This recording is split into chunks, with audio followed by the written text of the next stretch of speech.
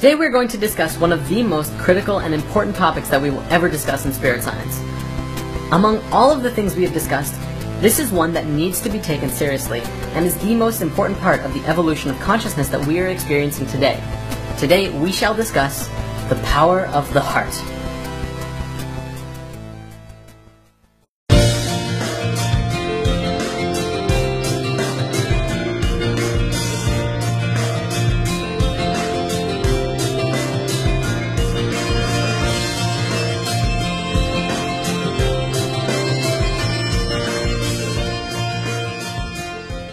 Let's just dive right into this. What does the heart have to do with anything? Well, it's pretty much everything.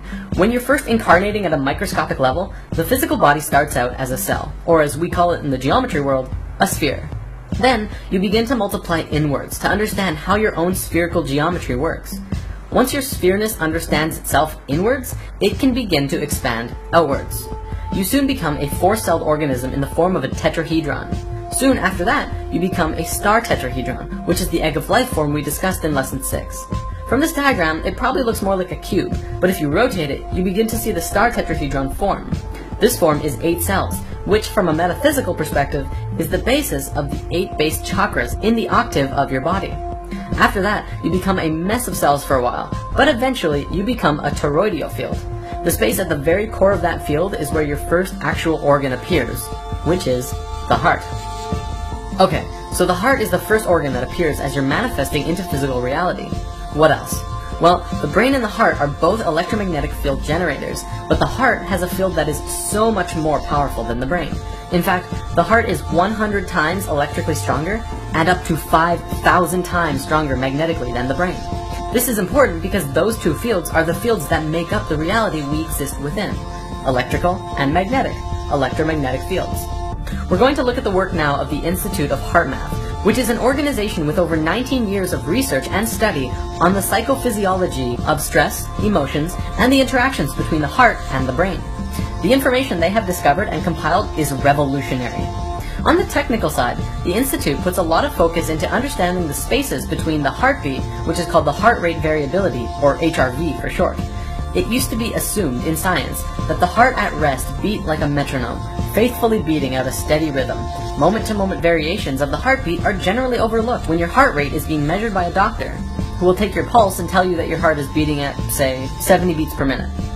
Through the use of the technology called electrocardiogram and EM wave scanners, scientists were able to measure every heartbeat in real time and learned that a healthy heart, even under resting conditions, were actually quite irregular. In a simplified sense, your heart does not beat like clockwork as it was once assumed, but even healthy hearts tend to beat quite irregularly. Why is this important? By understanding how your heart is beating, we begin to have a clearer picture of our adaptability to the environmental and situational demands that we find ourselves in. If your boss at work tells you to do some extra work, your heart will paint a clear picture of how you're reacting. If you're totally cool with it, the heart will maintain the same general flow that it was already going at. If this new information causes you to feel stress, that will be demonstrated by the heartbeat fluctuating into an intense chaotic mess, or somewhere in the middle. Now, these fluctuations in how your heart beats come from a variety of sources and demonstrate our physiological resilience and behavioral flexibility to our experiences. Research done at the Institute of HeartMath has shown that one of the most powerful factors in affecting our heart's changing rhythm is our feelings and emotions. When our varying heart rate is plotted over time, the overall shape of the waveform is called our heart rhythm pattern. HeartMath has demonstrated that the emotions we experience directly affect our heart rhythm pattern, and this in turn shows us how our body is functioning. In general, emotions like stress, anger, frustration, and anxiety cause the heart rhythm pattern to become very chaotic, like so. This waveform looks like a series of uneven, jagged peaks. Physiologically, this shows us that the heart is not in harmony with itself. This can be likened to driving a car with one foot on the accelerator and the other foot on the brake at the same time, possibly while trying to go from first gear to fourth and then back. This creates an incredibly jerky ride, burns more gasoline, and isn't great for the car altogether. Likewise, when your heart is functioning from a place of stress and anxiety, it causes our bodies to operate insufficiently, deplete our energies, and produce extra wear and tear on the whole system. This is especially true if stress and negative emotions are prolonged or experienced often. What about positive emotions? Well, there is a massive visible contrast. positive emotions send a very different signal throughout our body. When we experience uplifting emotions like love, appreciation, joy, and care, our heart rhythm pattern becomes a highly ordered, smooth, and harmonious wave. We begin to match the waveforms that are seen in the color spectrum, or perhaps we could liken it to music. This is one aspect of what it means to be more harmonious with nature, and since nature flows through sacred geometry, we are also becoming more aligned consciously with ourselves and the universe around us. It is no wonder that positive emotions feel so good. They actually help our body system become more harmonious and synchronize and work better. The Institute of Heart Math has shown that generating sustained positive emotions facilitates a body-wide shift to a specific, scientifically measurable state called psychophysiological coherence. Let's break this down. Psycho comes from psychological, which means mental and emotions, and physiological means body. Coherence is systematic or logical connection or harmony. Altogether, it means a harmony of both body, mind, and emotional functions. If you're familiar with the four elements, you know that earth is the physical, so body, air is mental, mind, water is emotions, and fire is spirit. HeartMath has scientifically shown now that positive and healthy emotions bring 3 of those elements into coherence, and although they don't look at the spiritual aspect, I don't doubt that the fire element also comes into harmony. In an experiment done at the Institute, they hooked up scanners to an individual who was subjected to very chaotic emotions. For 300 seconds, they measured the respiration, heart rate variability, and blood pressure rhythm. After this time, the individual on the scanners did a technique on himself which they have dubbed the HeartMath Quick Coherence Technique, which activated a feeling of love and appreciation. Instantly, all 3 of the rhythms came into entrainment and harmony with each other, and stayed in harmony for the remainder of the experiment. One important note to stress is that cohesion is not relaxation. The process of relaxation is a low-energy state in which the individual rests both body and mind, typically disengaging from cognitive and emotional processes. In contrast, coherence is experienced as a calm and balanced, yet energized and responsive state of being that is optimal for mental acuity, focus, problem-solving, and decision-making, as well as the physical activity and coordination. So coherence is the natural state you want to be in all the time. Unless you're relaxing. That's good too. So how does one get into this state of cohesion? Breathing. Your breath is intimately connected to your heart rate and your heart in general. And if you ever find yourself in a very chaotic mental state, take a few seconds to step back of what's causing the chaos and focus on your breath. Take long and deep breaths. The Institute of Heart Math doesn't put too much focus into particular breathing techniques, but they put an emphasis on using your breath as well as positive and loving emotions to bring you back into a state of cohesion. They say that it's not super necessary to put focus on your breath all the time, but it is very helpful to bring yourself out of chaos and back into alignment. From a spiritual perspective, and if you're working towards that, breath is very important. However, breath is another huge topic, and I personally recommend focusing on your breath during meditations. Focusing on breathing and your heart is a beautiful way to move into a silent space during meditation and deeper into yourself, all while sustaining the same healthy emotions.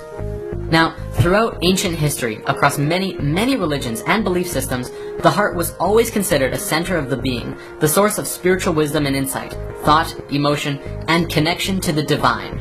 The ancient Egyptians believed that all thought and life was done from the heart, which is why they threw away the brain after the pharaoh died, but they left the heart in the body. They felt that the being would need it in the next life, so they left it there, but the brain was useless. Western scientific thought places the heart as just a pump. However, in the last several decades, science has begun to go full circle in realizing and understanding what these ancient civilizations knew and taught. In the field of neurocardiology, scientists have discovered that the heart possesses its own intrinsic nervous system, a network of brain cells with over 40,000 neurons.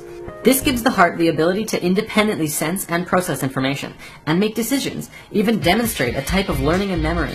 In a simplified sense, you can think with your heart. The heart is truly an intelligent system. The heart also has found to be a hormone gland, manufacturing and secreting numerous hormones and neurotransmitters that profoundly affect the brain and body function. Among these hormones is one called oxytocin, well known as the love or bonding hormone, bringing things together. Science is also beginning to understand that the electromagnetic field around the heart has a powerful effect on not just the human body, but others around you as well.